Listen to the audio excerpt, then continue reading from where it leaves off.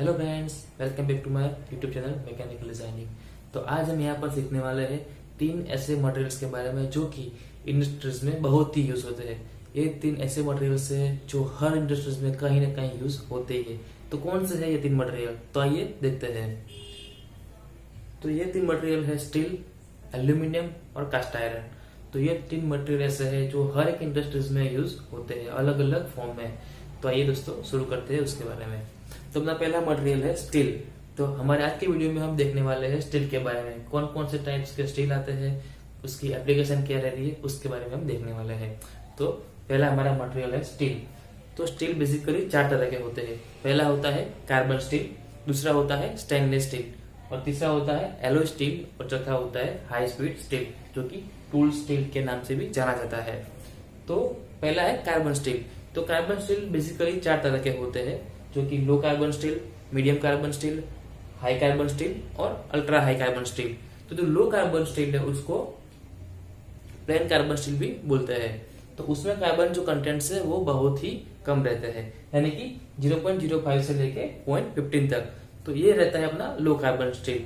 उसका एप्लीकेशन रहता है स्ट्रक्चरल स्टील्स में, मतलब कि जो भी हमारे स्ट्रक्चरल स्टील्स रहते हैं उसमें ये लो कार्बन स्टील का यूज होता है। फिर आता है मीडियम कार्बन स्टील, जिसमें कार्बन कंटेंट्स रहते हैं 0.3 से लेके 0.5 तक। तो ये जो स्टील है उसका यूज रहता है गियर्स बनाने के लिए, एक्सल बनाने के लिए और कपलिंग बनाने के लिए। फिर आता है हाई कार्बन स्टील। तो जो हाई कार्बन स्टील है उसके अंदर कार्बन कंटेंट्स रहता है 0.6 से लेके 1.0 तक, यानी कि जो कार्बन कंटेंट्स है वो जैसे जैसे बढ़ता जाता है वैसे वैसे अपना मटेरियल बहुत ही हार्ड बनता जाता है और उसकी डक्टिलिटी कम होती जाती है। तो उसकी एप्लीकेशन भी उस हिसाब से रहती है। तो जो हाई कार्बन स्टील है जिसमें कार्बन बहुत ही हाई अमाउंट में रहता है, यानी कि 0.6 से लेके 1 तक, तो उसका एप्लीकेशन रहता है कटिंग टूल्स के लिए। जो कटिंग टूल्स रहते हैं जो बहुत ही अपने हार्ड रिक्वायरमेंट है मटेरियल्स की, उसमें ये हाई कार्बन स्टील यूज होता है। कटिंग टूल्स और स्प्रिंग्स में वहां पर ये हाई कार्बन मटेरियल यूज होता है। उसके बाद आता है अल्ट्रा हाई कार्बन।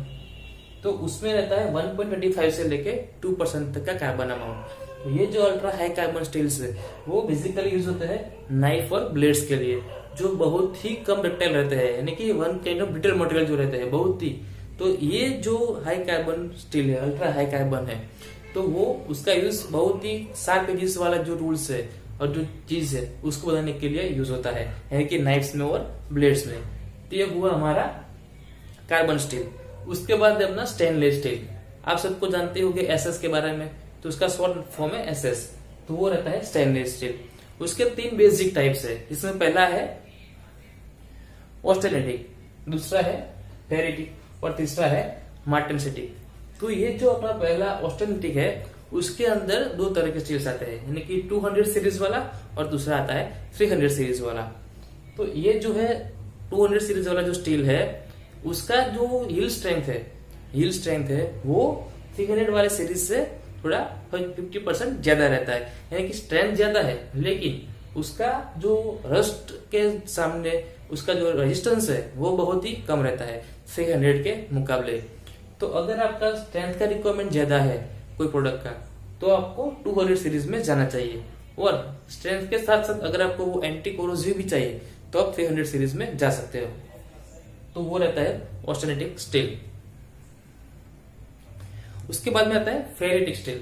अभी ये जो स्टील है वो मैग्नेटिक रहता है, इसका बॉडी स्ट्रक्चर जो रहता है वो बीसीसी रहता है।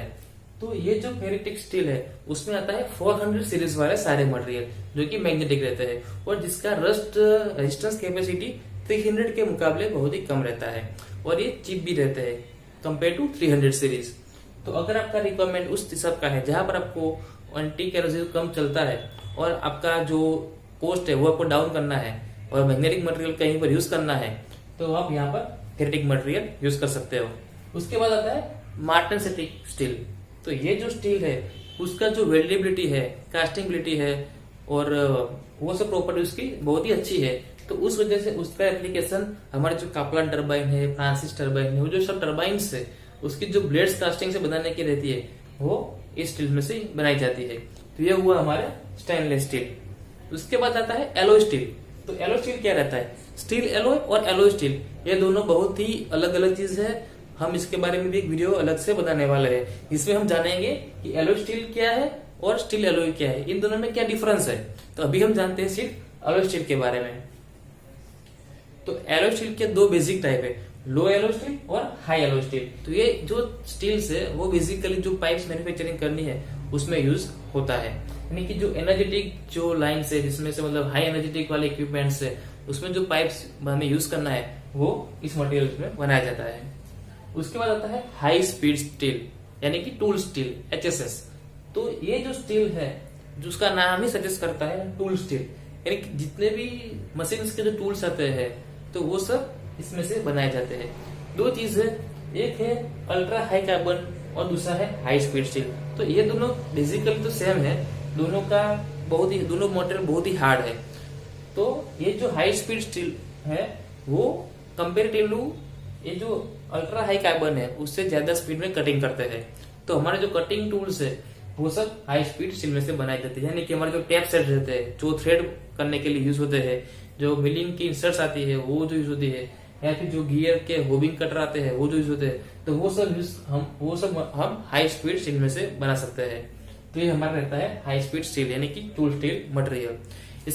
हमारे नेक्स्ट वीडियो में हम देखने वाले हैं एल्यूमिनियम और कास्ट आयरन के बारे में। तो एल्यूमिनियम में कौन कौन से ग्रेड रहते हैं, उसका एप्लीकेशन क्या रहता है, सेम कास्ट आयरन में कौन से ग्रेड रहते हैं, उसका एप्लीकेशन क्या रहता है, उसके प्रॉपर्टीज क्या रहते हैं, वो सब हमारे नेक्स्ट वीडियो में हम देखने वाले हैं।